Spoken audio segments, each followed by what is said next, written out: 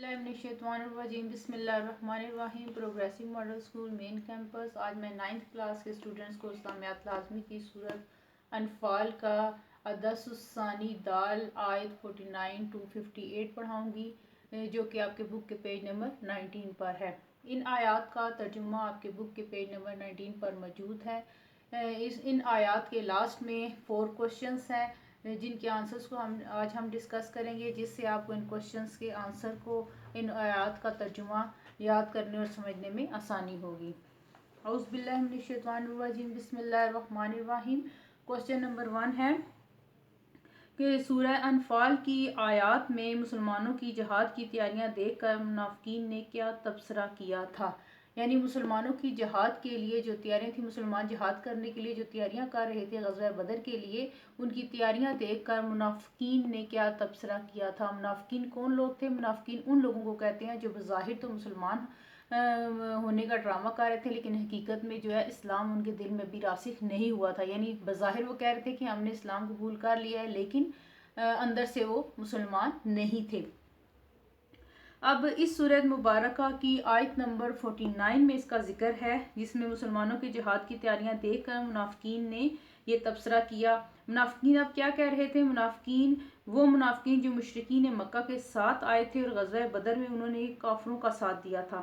یعنی بظاہر وہ مسلمانوں کے ساتھ تھے، لیکن اندر سے وہ کافروں کے ساتھ تھے۔ مسلمانوں کی تعداد کو کم دیکھ کر اور ان کے مال و سامان جنگ، یعنی ان کے پاس جو سامان جنگ تھا اس کو دیکھا کہ اس کی مقدار کم ہے، تو کافر کہنے لگے کہ مسلمانوں کو ان کے دین نے دھوکے میں رکھا ہوا ہے اور مسلمانوں کو مغرور بنا دیا ہے۔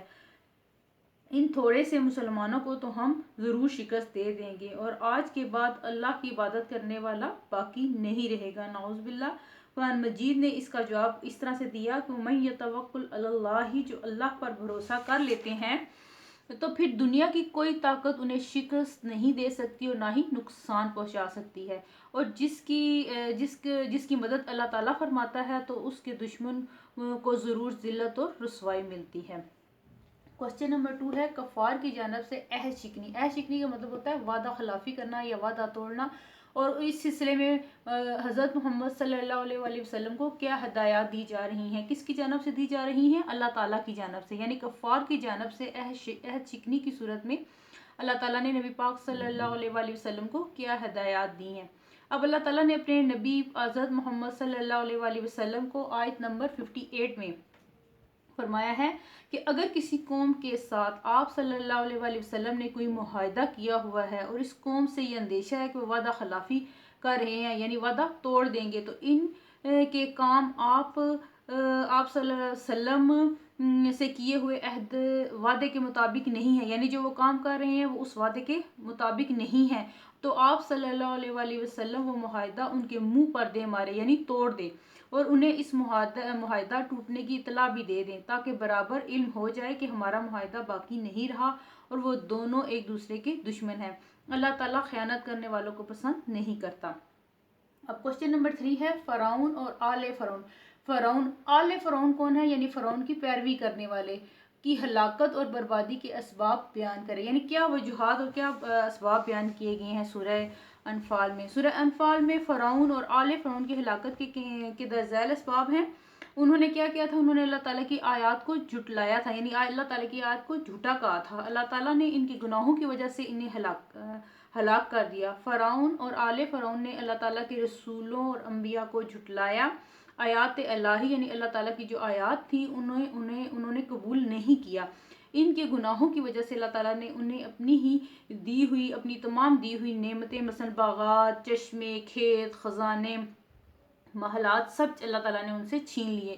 اللہ تعالیٰ کسی کو تکلیف نہیں دیتے، مگر انہوں نے خود برے عمل کیے تو اللہ تعالیٰ نے انہیں ہلاک کر دیا اور سمندر میں غرق کر دیا۔ آل فرعون سے نفرت کے اظہار کے لیے لفظ غرق استعمال کیا گیا، ورنہ یہ کہتے ہیں نا کہ وہ سمندر میں ڈوب گیا، لیکن ان کے لیے ڈوب لفظ استعمال نہیں ہوا، غرق لفظ استعمال ہوا ہے۔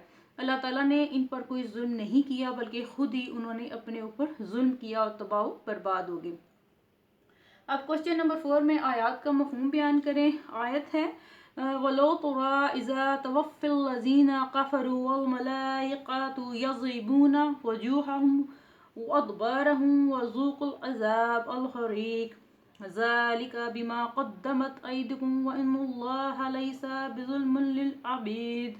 سورۃ انفال کی ان آیات میں کافروں کا ذکر کیا گیا ہے۔ اللہ تعالیٰ نے اپنے محبوب صلی اللہ علیہ وآلہ وسلم سے فرمایا ہے کہ اگر آپ موت کے بعد کفار کی حالت دیکھتے تو آپ کو ان کی بہت بری حالت دکھائی دیتی۔ کب دکھائی دیتی؟ جب فرشتے ان کی روحوں کو قبض کرتے ہیں۔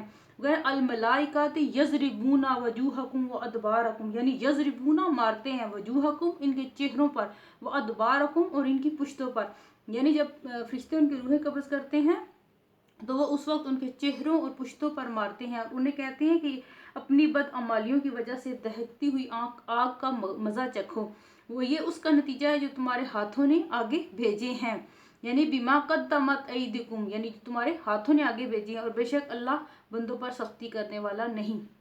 سورہ انعام میں بھی اس طرح کی حالت کافروں کی بیان کی گئی ہے، یعنی جب کفار کی روحیں اللہ کا عذاب دیکھ کر جسم سے نکلنے سے انکار کر دیتی ہیں تو فرشتے سختی سے ان کی روحوں کو نکالتے ہیں اور انہیں مارتے ہیں اور انہیں آگ کے عذاب سے ڈراتے ہیں۔